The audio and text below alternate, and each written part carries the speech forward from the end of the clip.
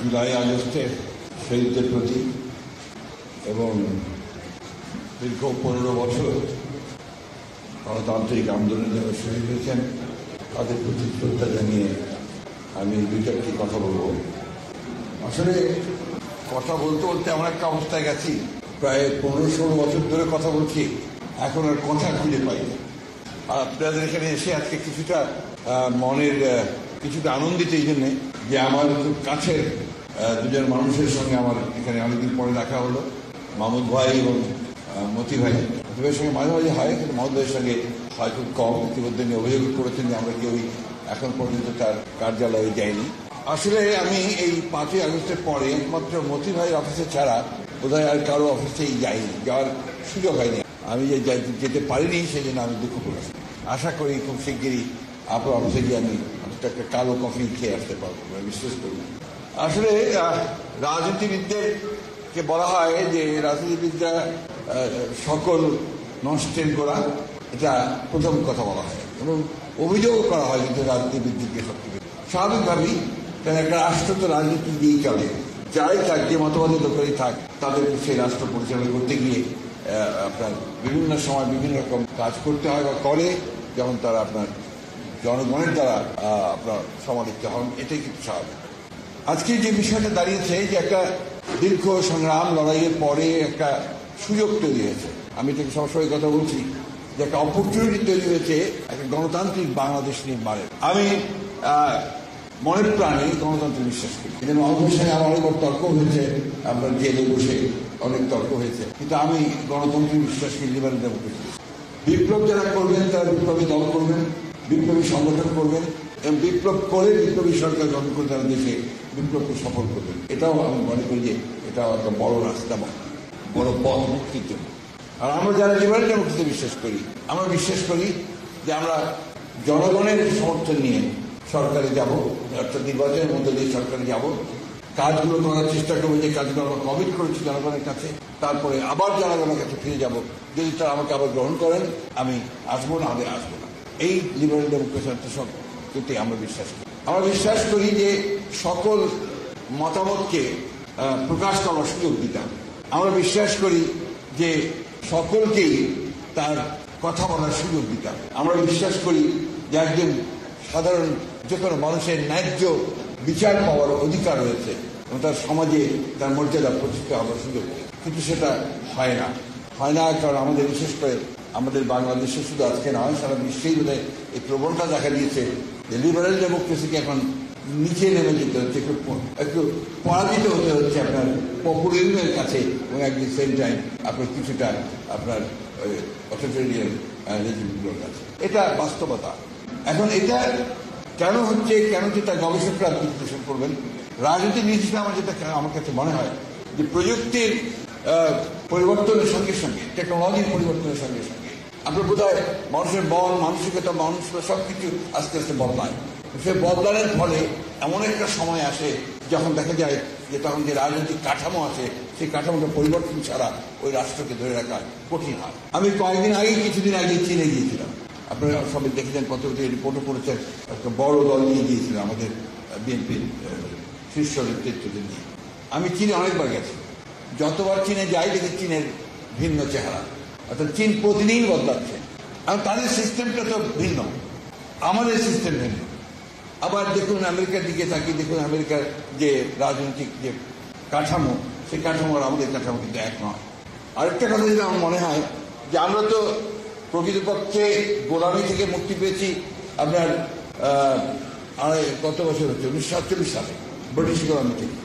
তারপরে পাকিস্তানি গোলামি শুরু হয়েছে, তারপরে আবার আপনার বাংলাদেশি প্রভুদের গোলামি শুরু হয়েছে। এই গোলামিতেই আছি আমরা। গোলামদের কিন্তু একটা সংকীর্ণ মন তৈরি হয়, কিছুতেই আপনার খুব বেশি বড় করে দেখার সুযোগ হয় না। আমি আবার মনে করি যে আমাদের সেই বড় করে দেখার চেষ্টা করা উচিত।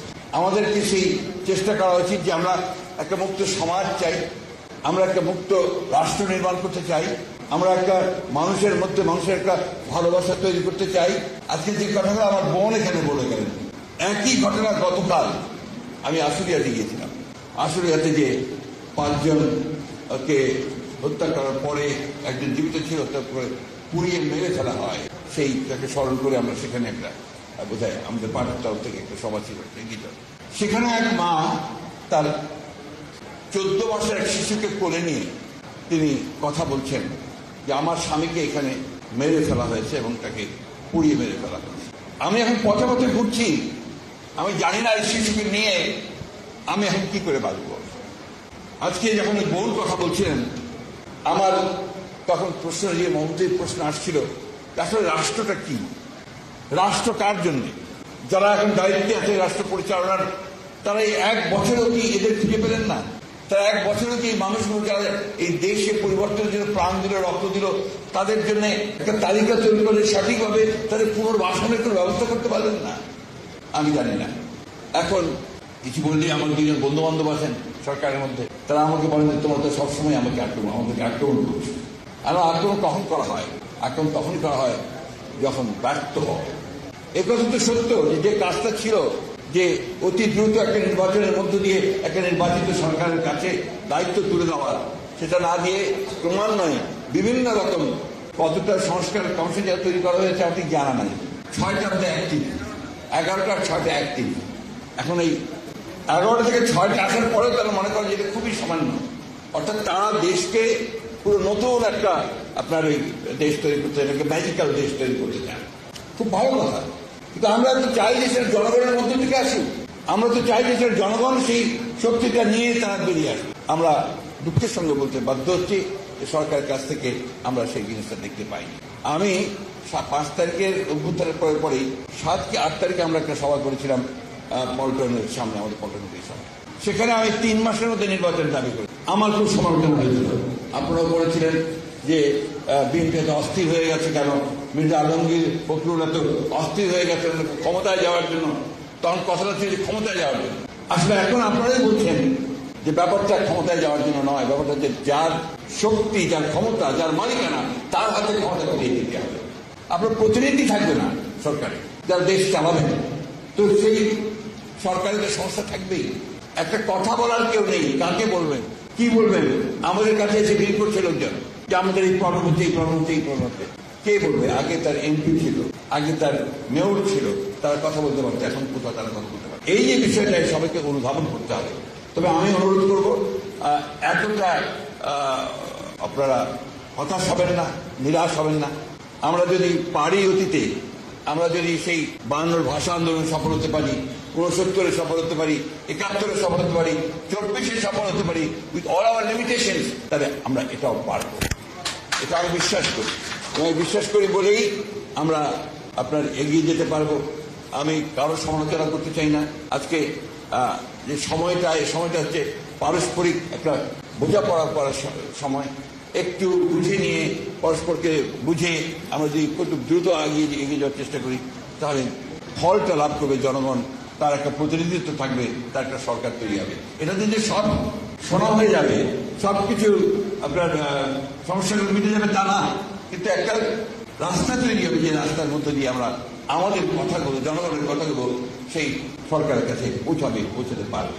সেই জায়গাটাতে আমরা যেতে চাই। এবং আমার বিশ্বাস যে এত সমস্যার পরেও আমরা দেখলাম যে 12টা মৌলিক বিষয়ে আপনার একটা ঐকমতে এসছে, বাকিগুলো ঐকমতে যাওয়ার চেষ্টা হচ্ছে, প্রতিদিন বৈঠক হচ্ছে, কয়েক ঘন্টা ধরে। অনেকগুলো বিষয় আছে যেগুলো আমরাও ঠিক বুঝি না, যে যা তারা যেগুলো করতে চান, এগুলোকে বাদ দিয়ে যে মৌলিক বিষয়গুলো আছে সেই বিষয়গুলো সমাধান করে আমার মনে হয় অতি দ্রুত যে নির্বাচনের একটা মোটামুটি ধারণা পাওয়া গেছে। আমাদের লন্ডনের তারেক রহমান সাহেব এবং আমাদের প্রধান উপদেষ্টা সবার মধ্য দিয়ে যে ফেব্রুয়ারি মাসের প্রথম দিকে নির্বাচন, সেকেন্ড উইকে মধ্য সময়ে আপনার নির্বাচনটা হবে। আমার মনে হয় যে সেটা হলেই বোধ হয় অনেক সমস্যা, অনেক আপনার আমাদের দ্বিধা, সেই দ্বিধা কাটিয়ে আমরা একটা জায়গায় পৌঁছে দিতে পারবো। আরেকটি কথা বলে আমি শেষ করতে চাই, সেটা হচ্ছে যে রাজনৈতিক দলগুলোকে পারস্পরিক একটা বোঝাপড়া থাকতে হবে। এই বোঝাপড়া না থাকলে এই যে আমরা কাদা ছড়াছড়ি করছি, গণতন্ত্রের কাদা ছড়াছড়ি হবে, অনেক অনেক কথা আসবে, কিন্তু তার একটা সীমা থাকা দরকার। তা নাহলে যেটা হয় সেটা হচ্ছে যে আপনার একটা তিক্ততা সৃষ্টি হয়, যে তিক্ততা ভবিষ্যতে গিয়ে রাজনীতিকে আরো কলুষিত করে। আসুন আমরা আজকের যে উদ্যোগ প্রেস ক্লাবের, আমি সেটাকে স্বাগত জানাই এবং আমি আপনাদেরকে ধন্যবাদ এই জন্য জানাতে চাই যে আমাকে তারা আমার একটা সুযোগ করে দিয়েছেন আপনাদের মাঝে আসার জন্য। যদিও এই প্রেস ক্লাবে আমার অভিজ্ঞতা জানতে চেয়েছিলেন আমাদের প্রেস ক্লাবের সদস্য, এই অভিজ্ঞতা আমি আর বর্ণনা করতে চাই না, কারণ এটা আমার জন্য খুব সুখের নয়, আনন্দের নয়। তবে এটাকে আমি ওই সময় স্বাভাবিক মনে করেছি, যখন আপনার গেটের বাইরে যাওয়ার সঙ্গে সঙ্গে আপনার এই লোহার বড় বড় হাতুড়ি দিয়ে গাড়িটাকে পেটানো শুরু হলো, আমার তখন এই মুহূর্তে হয়েছিল যে আর বোধহয় জীবন্ত অবস্থায় ফিরে যেতে পারবো না। যাই হোক, ফিরে আছি, আপনাদের সঙ্গে আগে কথা বলছি। আমরা যারা গুটিগত সৌভাগ্যবান, যারা আমরা এখনো বেঁচে আছি, কথা বলার সুযোগ পাচ্ছি, আমাদের দায়িত্ব হচ্ছে এই যে আমার বোন কথা বলেন, ওনার কান্নাটাকে আমরা কি করে বন্ধ করতে পারি। আমরা সেই শিশুটিকে আমরা কথা বলতে, উনি ছবি দেখালেন আপনার আমাদের যে শহীদ হয়ে গেছে। আরেকটা ছোট ছেলে কালকে আমার কাছে এসে হঠাৎ করে এসে আমাকে জড়িয়ে ধরেছে, ওর বয়স 6-7 বছর হবে। বলছে আমার মাথাটা না, খুলিটা নেই, খুলিটা প্লাস্টিকের, অর্থাৎ গুলিতে তার মাথার খুলি চলে গিয়েছিল। পরে ডাক্তার সাহেব সেটাকে প্লাস্টিক দিয়ে আর্টিফিশিয়াল খুলি তৈরি করে লাগিয়ে দিয়েছে। এর চেয়ে বড় ত্যাগ কি হতে পারে? আমি আসলে ওই জন্য মাঝে মাঝে একটু ইমোশনাল হয়ে পড়ি। এটার প্রাইস যেটা আমরা পে করেছি, এর যদি আমরা সঠিকভাবে চালাতে না পারি, তাদের সামনে, শিশুদের সামনে, আমার বোনের সামনে, মায়ের সামনে, তাহলে আমরা এই জাতির সঙ্গে নিঃসন্দেহে একটা বড় প্রতারণা করব। আমি আশা করব সেই পথে আমাদেরকে যেতে হবে না, আমরা নিঃসন্দেহে আমরা সামনের দিকে একটু সুন্দর বাংলাদেশের দিকে এগিয়ে যেতে পারবো। এই আশা নিয়ে আপনাদেরকে আবার ধন্যবাদ জানিয়ে